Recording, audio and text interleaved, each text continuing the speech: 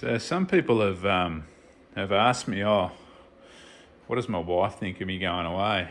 Well, have a look at the mess that I leave or I make when I'm organising these trips. So this is part of the house. This is just stuff that I'm just kind of got scattered around trying to organise myself for this WA trip. I'll be gone for about 2 months, over 2 months, I guess. But this is why I think Sam secretly doesn't mind me going sometimes, because all of a sudden, all this stuff will be gone, will be cleaned up.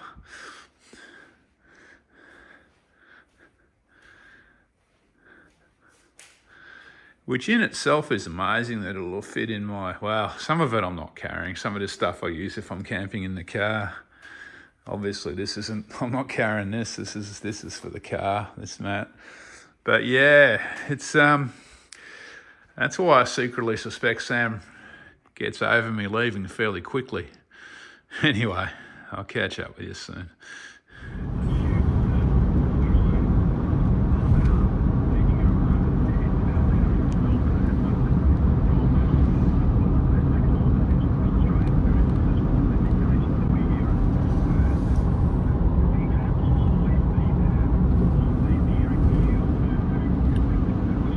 It's one state down.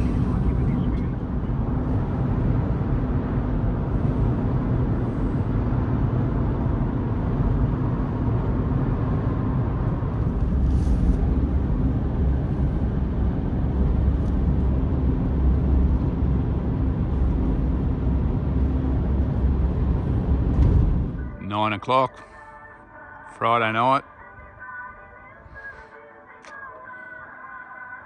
Listen to the kids in America at the War Memorial. Just had a counter meal at the Kimber Hotel, halfway across Australia. Living the life.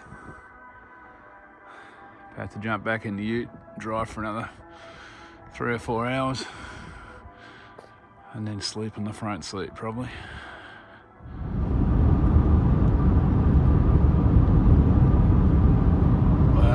Just had a comfortable night in the front seat of the ute. My West Australian road trip is rolling on. Actually, I'm going to stop at a place called the Mexican Hat and do a small walk this morning if I can find it. It's always interesting finding some of these walks out here. And then later on today I'll be on the Nullarbor. That's it. I'm into Western Australia.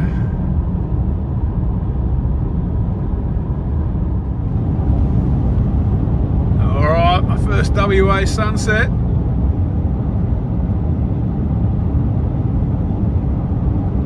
And the road trip continues. So I'm in Perth.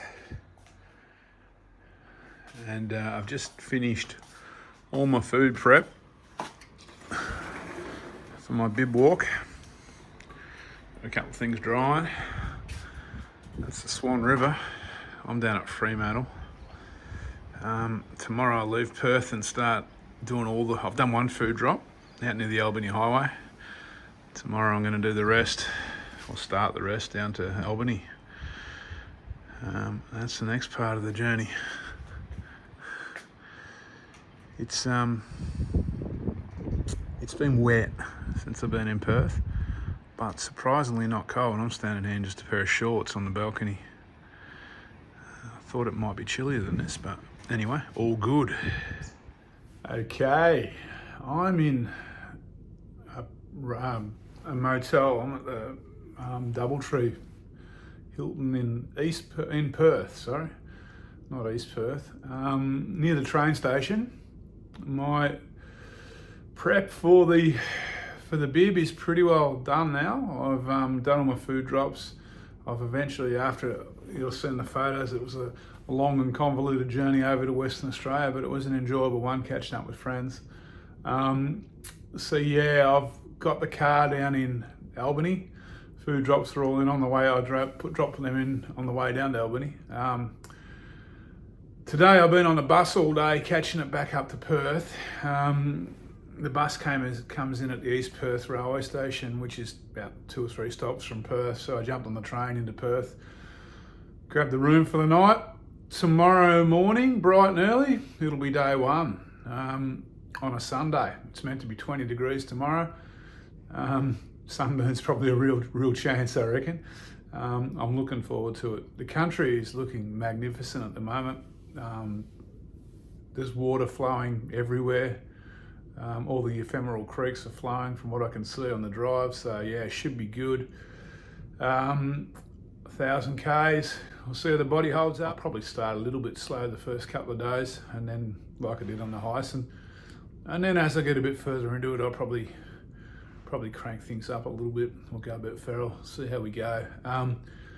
From what I can tell, there's going to be a few more options to camp in different spots compared to the Hyson. With the Hyson or the Hyson going through so much private property, you kind of almost were locked into the official campsites. On this one, as long as I'm not in water catchments, from what I can tell, I could potentially just stealth camp.